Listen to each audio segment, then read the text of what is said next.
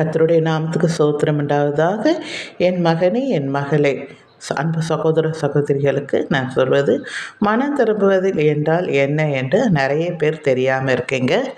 நான் மனம் திரும்ப வேண்டும் என்று சொல்ல வேண்டியது என்னவென்றால், அதாவது நீங்கள் இப்போ இருந்த வாழ்க்கையில் நம்ம பாவம் செய்யாமல் இல்லை, எல்லோருமே பாவம் செய்து ஏகமாக கெட்டு போனோம் இல்லையா? அந்த மனம் திரும்புதல், அதாவது பாவத்திலிருந்து பரிசுத்தமாவது தான் ஒரு மனம் திரும்புவதாகும். நீங்கள் மனம் திரும்பாமல் போனால் நீங்கள் அனைவரும் அப்படியே அழிந்து போவீர்கள். லூக்கா 13ஆம் அதிகாரத்திலே 3:5 சொல்லப்பட்டிருக்கிறது. மனம் திரும்புங்கள் என்பது மனதை மாற்றுவது.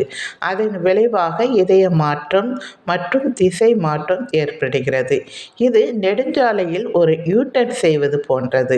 மனம் திரும்புவது என்பது, நான் செல்லும் பாதை எனக்கு பிடிக்கவில்லை, நான் செல்லும் திசை எனக்கு பிடிக்கவில்லை, இந்த பாதை என்னை எங்கு அழைத்து செல்கிறது என்பதை பார்க்கும் பொழுது அது எனக்கு பிடிக்கவில்லை என்று கூறுவதாகும்.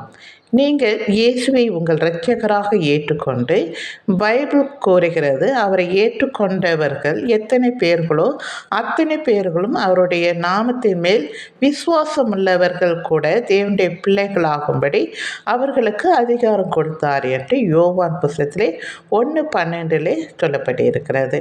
இப்போ நீங்கள் புரிஞ்சிருப்பீங்கன்னு நினைக்கிறேன். பிடிச்சிருந்தால் லைக் பண்ணுங்கள், மற்றவங்களுக்கு ஷேர் பண்ணுங்கள். சரிங்களா? தேங்க்யூ.